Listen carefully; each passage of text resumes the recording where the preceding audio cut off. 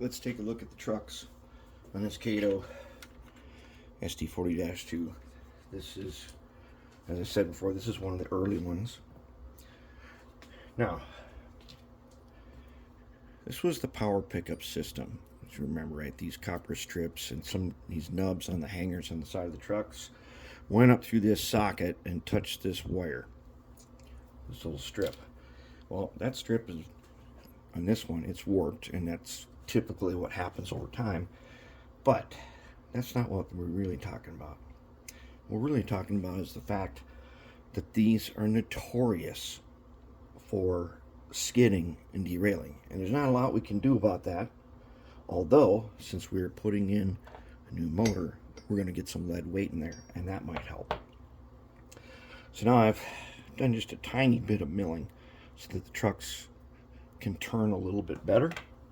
But the problem comes when the trucks are on, there's a little pintle goes in there, that they will end up almost touching the frame. And if you go up and down like this, either way, they will touch the side frames, and you will basically, you can have a derailment, especially if it's uneven track. So here's what I've done to deal with that.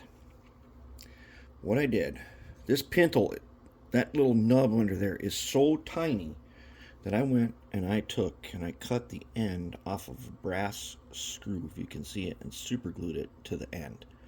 I also put a washer on here to raise it up just the thickness of the washer, and that does help. The main problem is if it derails and you go to lift it up and put it back on the track, there's a really good chance it'll just come out of this tiny little socket here. And so that's the reason I extended it just a little tiny bit, and I think that'll be just fine. And then we're using the way Phil did this when he first did this.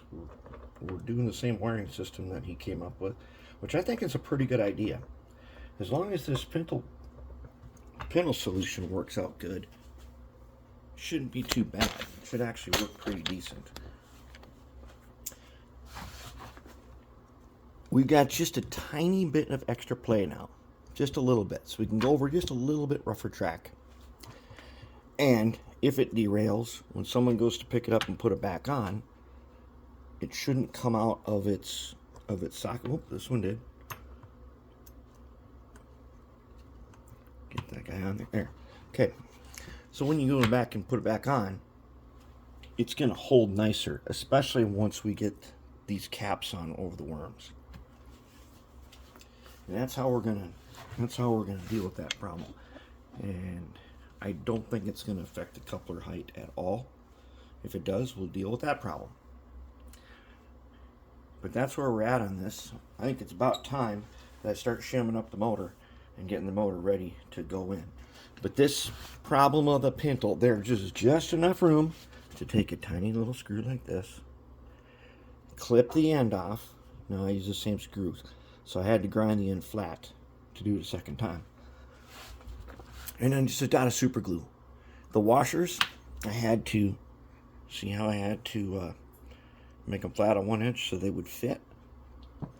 And that's going to be our solution for this. And I'm thinking that's pretty good. I already tested it on Bridge 15 a couple of times. Still has a little bit of the skidding problem, but now that we've raised its height up just a tiny bit, I think we're going to get away with it with a little extra lead weight in there. And then we'll see what we have.